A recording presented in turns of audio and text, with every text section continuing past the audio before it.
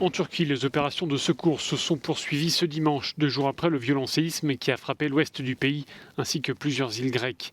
Le bilan provisoire fait état d'au moins 60 morts dans la région d'Izmir. L'espoir des secouristes de trouver des survivants s'amenuise d'heure en heure. Il y avait au moins 50 personnes dans le bâtiment qui s'est effondré, raconte cette survivante. Il y avait un café au rez-de-chaussée. J'ai vu des gens qui sortaient en courant. Et puis après, rien d'autre que de la poussière et de la fumée.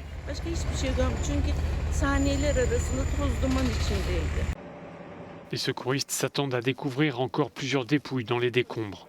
Le président turc s'est exprimé sur ce drame ce dimanche. Comme après toutes les catastrophes, a-t-il dit, nous espérons que ceux qui ont perdu leur maison dans ce tremblement de terre pourront retrouver un toit au plus vite. Après l'évaluation des dommages et l'enlèvement de tout ce qui a été détruit, nous nous remettrons tout de suite au travail pour reconstruire.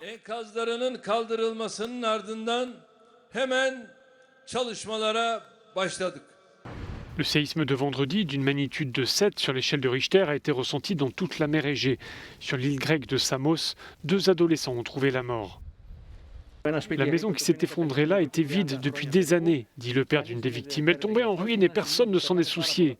Et pourtant, il y a des enfants qui avaient l'habitude de passer là pour aller à l'école. Il faut vraiment que le gouvernement fasse le nécessaire pour régler le problème de tous ces bâtiments abandonnés qu'on trouve un peu partout dans le pays. Le Premier ministre grec s'est rendu sur l'île de Samos dès samedi et il a assuré que l'État allait indemniser les habitants. En attendant, des tentes ont été dressées pour héberger les sinistrés.